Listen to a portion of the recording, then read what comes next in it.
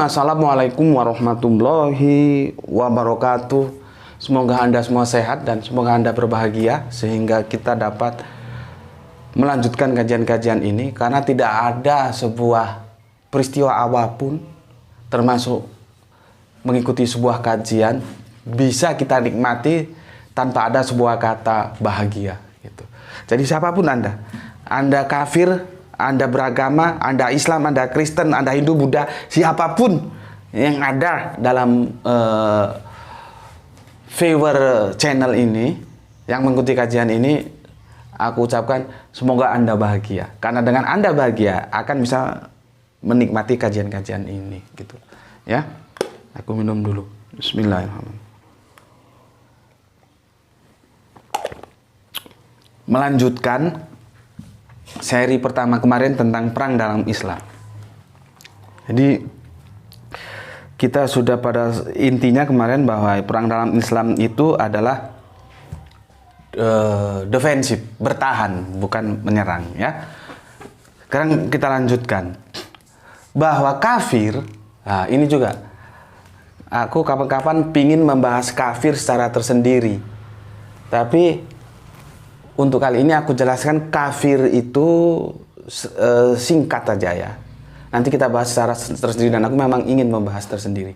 Sebetulnya ketika kata kafir itu banyak orang nggak seneng, itu karena dia nggak tahu. Kafir itu artinya apa sih? Menutup, seperti cover, kapur. Nah ini supaya nggak kotor ini ya, dikapur, ditutup. Tuh loh, belang-belang hitam-hitam supaya dindingnya bersih, dikafur, ditutup. Jadi kafur itu menutup.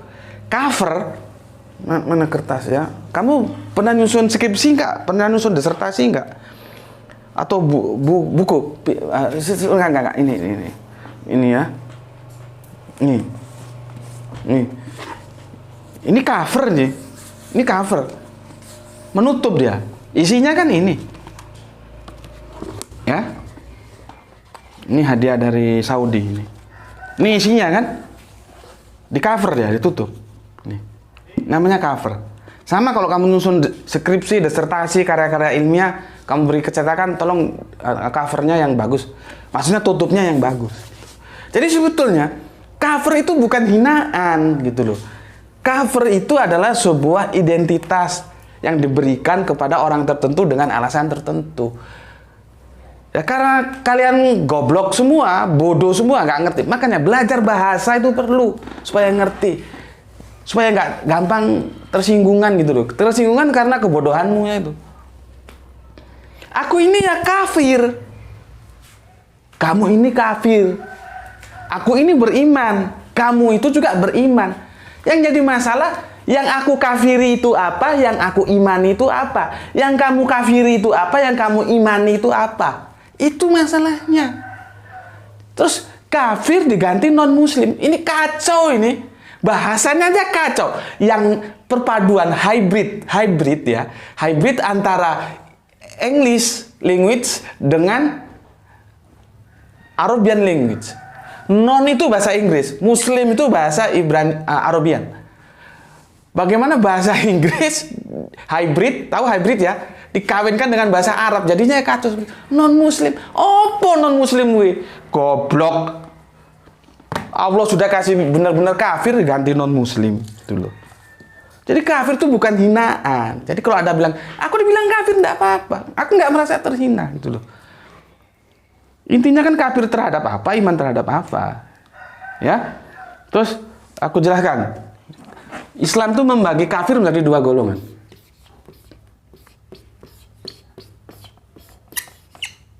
Ya, kafir ini menjadi dua golongan. Ya, yang satu harbi, yang satu zimni.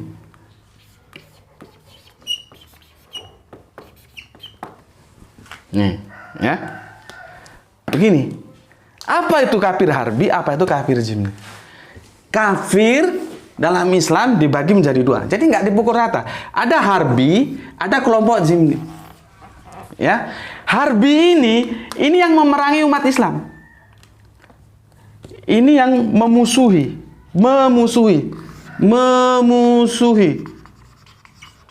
Ya, gampangnya begitu ya. Zimni ini adalah yang bersahabat. Lihat, ini. Kalau dengan ini kita harus tegas. Apanya? Perlawanannya. Kalau ini kita harus tegas juga. Apanya? Persahabatannya. Ini permusuhannya kita harus tegas. Ini juga tegas. Bahwa ini, itu Kanjeng Nabi bilang, kamu jangan ganggu ini. Kalau kamu ganggu zimni, kamu sama dengan mengganggu aku. Subhanallah. Bagaimana kenegaraannya Kanjeng Nabi itu? Dalam suatu kampus aku bilang sama mahasiswa, ketika Amerika masih bau, busuk, dan gelap, Kanjeng Nabi Muhammad itu sudah membentuk sebuah negara madani di Madinah, di mana di sana hak-hak manusia itu dihormati. Jadi jangan ajari Islam demokrasi, jangan ajari Islam hak asasi manusia. Gimana? Dalam konteks ini jelas Kanjeng Nabi melarang untuk mengganggu. Kafir itu urusan akidah dia, kita hormati apapun pilihannya. Tetapi karena dia bersahabat dengan kita, kita juga harus bersahabat dengan dia. Kecuali setan satu ini. Dulu. Ini harus dihadapi dimanapun. Dengan aturan seperti yang kemarin dijelaskan. Kalau dia berhenti, ya sudah kita berhenti. Kalau ini jangan. Ini saudara kita. Kita tidak ketemu saudara dalam akidah. Kita saudara sesama manusia. Atau kalau dalam konsep negara, kita saudara sebangsa dan setanah air. Jadi ada 3 persaudaraan.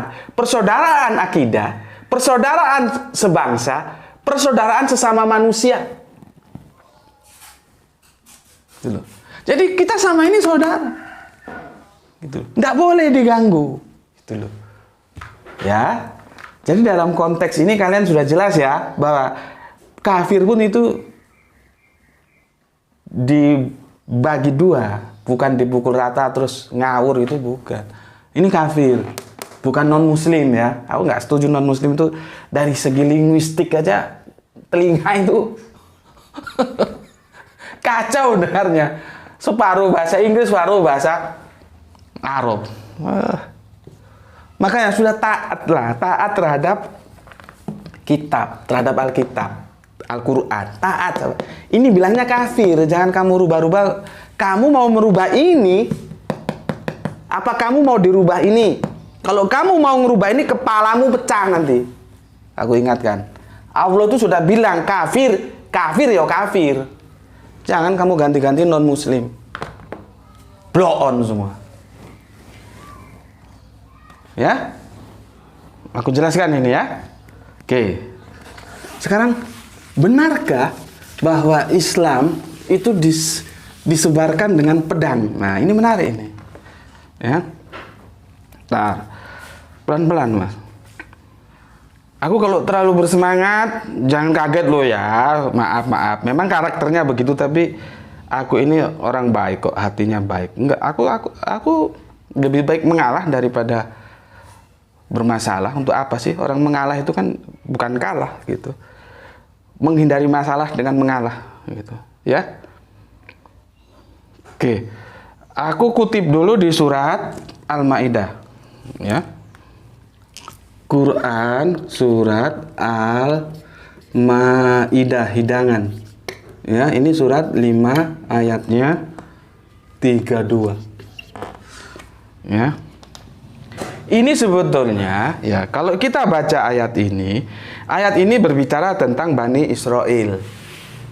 Tetapi apa yang dibicarakan ini juga berlaku bagi umat Islam. Nah, itulah sebagai contoh. Kalian kalau nggak tahu memang bingung kadang-kadang. Aturan-aturan Alkitab, ya, baik itu dari Suhuf Ibrahim, Torah, Musa, Zabur, Daud, Injil, Kanjeng Nabi Isa, Al-Quran, Kanjeng Nabi Muhammad, itu dari satu sumber yang sama, yaitu Allah. Nanti Allah yang punya otoritas. Kemarin kan nasak mansuk udah aku jelaskan. Kamu lihat lagi videonya. Mana yang tidak berlaku lagi, mana yang tetap berlaku. Nah, seperti ini di Al-Maidah 532 ini berbicara tentang Bani Israel, tapi hukumnya tetap berlaku untuk Islam. Lihat apa katanya. Ini indah sekali ini. Oleh karena itu, kami tetapkan dalam kurung satu hukum bagi Bani Israel, bahwa barang siapa membunuh seseorang bukan karena orang itu membunuh orang lain atau bukan karena berbuat kerusakan di bumi, maka seakan-akan dia telah membunuh semua manusia. Bayangkan, membunuh satu nyawa itu sama dengan membunuh semua manusia. Ya. Sebaliknya, barang siapa memelihara kehidupan seseorang manusia, ya, maka seakan-akan dia telah memelihara kehidupan semua manusia. Subhanallah. Sesungguhnya Rasul kami telah datang kepada mereka dengan membawa keterangan-keterangan yang jelas, tetapi kemudian banyak di antara mereka setelah itu melampaui batas di bumi. Jadi Allah ini, Gusti Allah engkang Maha Agung, kalau bahasa Jawanya, itu sudah menurunkan utusan-utusannya untuk memberi aturan seperti ini, ya. Ya, aku baca lagi ya. Sesungguhnya Rasul kami telah datang kepada mereka, ya, dengan keterangan-keterangan yang jelas. Tetapi kemudian banyak di antara mereka setelah itu melampaui batas. Jadi peperangan yang ada itu karena hawa nafsu manusia, tapi binatang hawa nafsunya. Ya begitu, saling bunuh. Dan Al-Quran melarang membunuh. Melarang membunuh. Umat Islam itu dilarang membunuh tanpa alasan. Melarang membunuh, ya, memerintahkan perdamaian atau menjaga kehidupan. Menjaga kehidupan. Tuh. Ini kan humanis sekali ini. Ya. Oke. Jelas di sini. Ya. Humanis kan? Dilarang membunuh. Diperintahkan menjaga kehidupan. Satu nyawa kau bunuh sama dengan, makanya bunuh itu termasuk dosa besar. Sama saja kau membunuh seluruh kehidupan. Satu nyawa kau perjuangkan, ya, untuk dia tetap hidup. Itu sama dengan kamu menjaga kehidupan manusia di muka bumi. Dan itu nggak perlu lihat agamanya apa, nggak perlu, karena ini hukum horizontal, hukum humanis, bukan yang vertikal. Humanis ini. Ya. Jadi kalau agamanya apapun dia, itu harus kamu jaga kehidupannya. Agamanya apapun dia, jangan kamu membunuhnya. Coba. Nggak bilang, oh ini kafir, ini bunuh aja. Ya ndasmu goblok. Nggak boleh begitu. Islam itu menjaga kedamaian, ya, terhadap agama apapun. Seperti tadi kafir Jimmy, soal akidah itu ya nanti urusan masing-masing. Tapi kita bersaudara, kita menjaga kedamaian, ya. Oke, sekarang kita menuki, benarkah bahwa Islam itu disebarkan lewat pedang? Kita lihat di sini. Ini jelas ya. Sebentar, sabar. Di Quran surat, nah kadang-kadang ada yang protes, nggak nampak Pak, udah aku gini, nampak ya? Quran surat Al-Baqarah, ya, surat 2, ayatnya 256. Ya. Ini mantap sekali ini. Apa bunyinya? Tidak ada paksaan dalam menganut agama.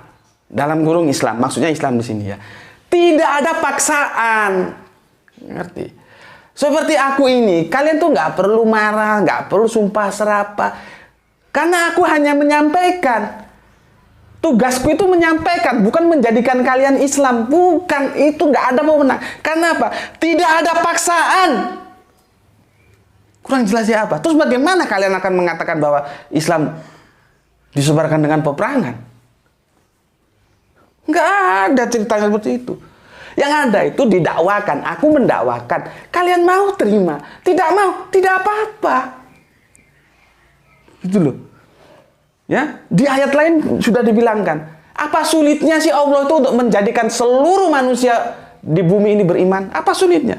Orang Dia Maha Kuasa. Tapi kan Allah tidak mau. Karena apa? Allah sudah kasih aturan, ini lurus, ini bengkok. Manusia kasih otak. Nah, otak ini untuk memilih mana yang lurus, mana yang bengkok. Kita sudah bicarakan itu di video tentang kita berbicarakan tentang Adam, pohon dan apa, lupa aku. Jadi intinya baik dan buruk itu diumpamakan pohon. Pohon yang baik itu begini, pohon yang buruk itu begini. Ya, manusia dikasih otak, pilih mana? Nggak dipaksa ikut pohon ini, nggak dipaksa ikut pohon ini, nggak, bebas kamu pilih, tapi beresiko. Begitu juga, tidak ada paksaan dalam menganut agama Islam. Sesungguhnya telah jelas, jelas itu loh, antara jalan yang benar dan jalan yang sesat. Jelas, tinggal kamu memilih, tinggal otakmu itu cerdas enggak, gitu loh. Kalau kamu hanya dogma saja, untuk apa hidup sekali kok di dogma? Barang siapa ingkar kepada togut dan beriman kepada Allah, maka sesungguhnya dia telah berpegang pada tali yang sangat kuat yang tidak akan putus. Allah Maha mendengar, Maha mengetahui. Kamu tahu apa itu togut? Togut itu yang memberikan aturan di luar Allah. Aturan, hukum, ajaran. Karena agama ini prinsipnya ajaran. Yang di luar daripada Allah itu togut semua itu. Paham nggak? Ya. Jadi beriman itu juga belum tentu masuk surga. Belum tentu masuk jannah.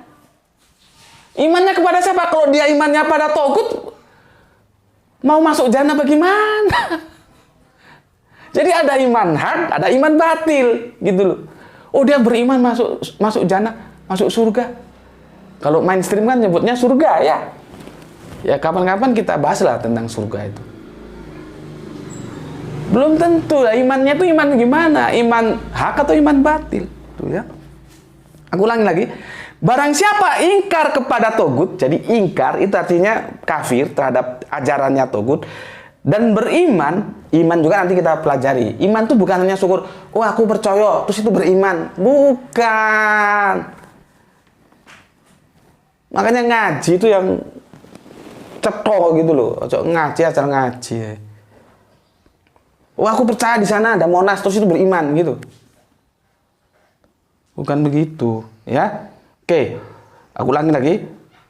Barang siapa ingkar kepada togut dan beriman kepada Allah, maka sesungguhnya dia telah berpegang pada tali yang sangat kuat yang tidak akan putus. Allah Maha mendengar, Maha mengetahui. Tali itu juga bahasa metafor. Artinya apa? Tali itu ajaran. Tali itu kan untuk mengekang, untuk orang supaya nggak lihat, ya.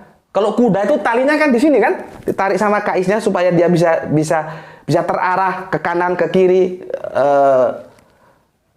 lari cepat, lambat. Itu istilahnya tali. Tali itu apa dalam Islam? Ajaran ini loh, ajaran Islam ini loh. Jadi Allah mengatur kamu dengan ajaran yang namanya Islam. Ajaran ini disebut dengan metafor tali. Ngerti kon? Gitu loh. Ya. Tali itu membuat kamu teratur. Berpegang teguhlah kepada tali Allah. Jangan kamu bayangkan tali terus kamu pegangi gini. Makanya sastra itu, belajar sastra perlu. Ya. Perlu belajar sastra. Oke, sekarang aku berikan satu referensi. Minum dulu aku. Bismillahirrahmanirrahim.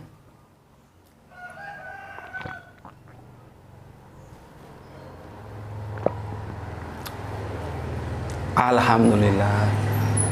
Ini lihat itu. Biasanya aku dikit-dikit saking hausnya langsung habis 3/4. Itu namanya haus tidak bisa berbohong. Haus saja tidak bisa berbohong. Masa kamu beriman mau berbohong? Ya, ya janganlah. Taatlah kepada kitab, ya. Jangan mengatur kitab, diatur pada kitab. Tali yang tadi aku bilang, tali tadi itu loh. Tali itu ajaran itu ada dalam kitab. Jangan kamu mau merubah-rubah kitab, mengatur kitab seperti maumu. Jangan. Tapi kamu yang diatur kitab. Ya. Oke,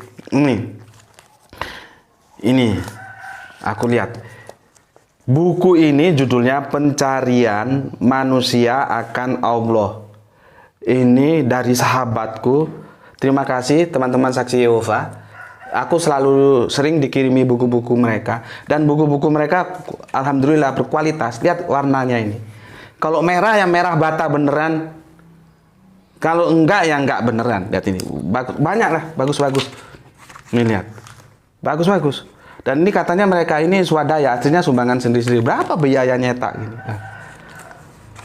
Ini bagus-bagus, bagus-bagus. Banyak lain, banyak. Aku buku-bukunya banyak, cuman nggak bisa ambil. Cetakannya itu bermutu, berkualitas. Ini teman-teman saksi Kristen, saksi Yehova. Aku sekarang tanya, kau Islam, aku tanya teman-teman Islam. Kamu berapa nyetak khotbah Jumat itu? Kualitasnya bisa seperti ini. Belajar dengan teman-teman saksi Yehova. Mereka untuk agamanya loyalitas. Coba kau lihat itu khotbah Jumat itu lembaran yang mana, nggak ada lembaran khotbah Jumat itu. Kualitasnya seperti apa? Aku kadang-kadang ngenes. Harta itu dari Allah. Ambil sepenuhnya, kembalikan untuk Allah. Karena itu nanti kau bawa mati. Jangan nyetak khotbah Jumat lembaran yang seperti di print-print seperti itu.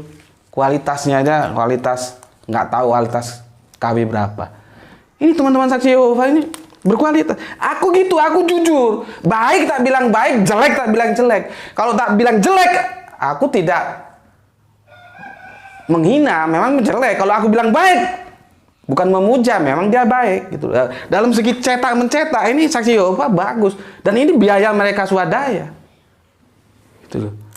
Terus kita kan harus introspeksi. Bagaimana kau nyetak lembaran Jumat, guru sak lembar itu pun cetakannya orang genah. Kualitas nomor berapa. Gitu. Jadi harus berani mengkritik diri sendiri. Sampai mana tadi? Dah. Ambilin air putih deh. Haus. Nggak usah penuh-penuh ya. Yang hangat. Ini aku bacakan ya. Ini ya dari teman-teman saksi Yehova. Artinya dataku ini valid. Kamu bisa cek. Kalau kamu nggak percaya, minta sama teman saksi Yehova buku ini. Ya.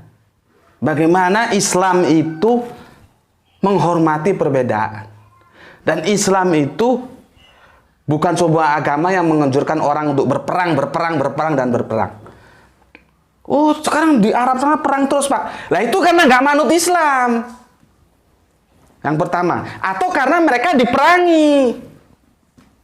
Jadi kasuistisnya dilihat, jangan terus disimpulkan. Karena pada hakikatnya, perang dalam Islam itu defensif, tidak ofensif. Ini dasar utama yang harus dipahami. Ya. Oke, ini bukunya. Ini Masjid Raya Cordoba pernah menjadi masjid terbesar di dunia. Kini menjadi katedral Katolik. Ini menjadi katedral Katolik. Jadi kemarin kalau Hagia Sophia itu sudah dibeli, terus sama yang beli yaitu Pak Erdogan, presiden dari Turki ya, dijadikan masjid. Ya suka-sukanya toh. Kan itu nggak ngerampok, itu beli. Suka-sukanya yang beli tuh mau dijadikan apa? Kok kenapa pada protes gitu? Oke, makasih. Kenapa pada protes kalian gitu loh? Itu bukan ngerampok, bos. Itu beli pakai duit. Perjanjiannya ada. Kecuali di perjanjian jual beli itu ada tertulis tidak boleh dijadikan masjid. Dan itu sudah tanda tangan bersama. Ah, itu baru pelanggaran perjanjian. Seperti Anda misalkan beli sama aku speed ini apa namanya ini? Apa namanya ini? Penghapus. Setelah kamu beli, ya terserah kamu untuk ngapus apa tuh terserah kamu, urusan kamu. Sudah hak-hak kamu kok. Mau ngapusi papan tulis juga bagus. Untuk ngelempar kepala orang yang dikasih tahu nggak mau tahu ya terserah kamu dulu. Jadi kenapa mesti diramaikan gitu loh? Mari kita lah menjaga kedamaian berbangsa, bertanah air, bernegara, bermanusia di bumi ini gitu. Jangan yang hal-hal sebetulnya bukan masalah jadikan masalah. Itu kan sudah menjadi haknya orang Turki lewat Presiden Erdogan. Mau dijadikan apa aja ya terserah dia. Orang juga nggak ngerampok. Ya. Nih aku bacakan. Konflik dengan dan dalam susunan Kristen. Ya, nih. Jelas ya. Jadi ngomong itu datanya itu ada. Gitu loh. Nggak asal jeplak cangkeme, nggak ono datai. Ya. Mulai abad ke-7 Islam menyebar ke arah barat, ke Afrika Utara, ke arah timur, ke Pakistan, India, serta Bangladesh, dan ke selatan, ke Indonesia. Oke. Dalam penyebarannya, agama ini terlibat konflik dengan gereja Katolik yang militan, yang mengorganisasi perang salib. Nah, jadi kita kembali ke kapan-kapan kita cerita perang salib. Nah, itu juga nggak semudah memotret perang salib. Ini nggak. Pelajari dulu secara holistik. Ya, untuk merebut kembali tanah suci dari orang Muslim. Oke, nah, ini poinnya.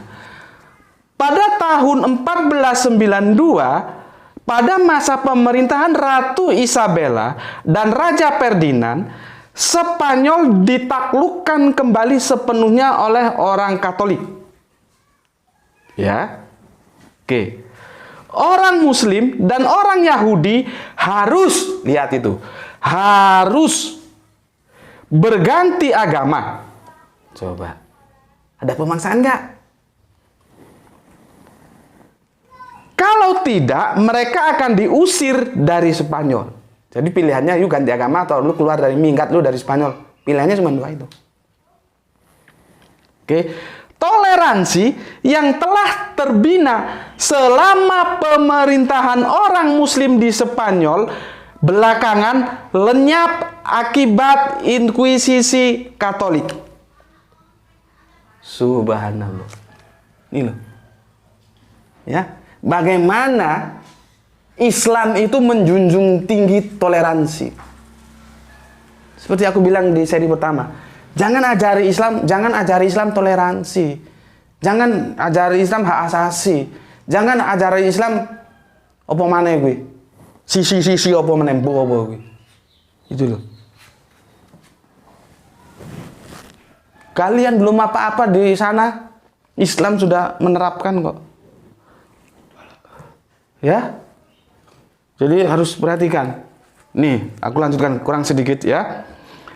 Akan tetapi, agama Islam bertahan pada abad ke-20 bangkit serta berkembang pesat. Ini satu perikop ini ya. Setengah perikop karena waktunya sudah anu. Tapi intinya aku garis merah ini ya. Intinya ya. Pada tahun 1492, pada masa pemerintahan Ratu Elizabeth dan Raja Ferdinand, Spanyol ditaklukkan kembali sepenuhnya oleh orang Katolik. Oke. Orang Muslim dan orang Yahudi harus berganti agama. Kalau tidak, mereka akan diusir dari Spanyol. Toleransi yang telah terbina selama pemerintahan orang Muslim di Spanyol belakangan lenyap akibat inkuisisi Katolik. Jadi inti yang aku sampaikan, Islam telah membuktikan dia menjunjung tinggi toleransi. Tidak pernah memaksa orang Yahudi, orang Katolik, orang apapun di luar Islam harus masuk Islam. Karena dia akan bertentangan dengan ayat ini. La ikraha fiddin. Tidak mungkin. Ya? Oke. Karena waktunya sudah habis. Jadi sebentar minum dulu. Bismillahirrahmanirrahim.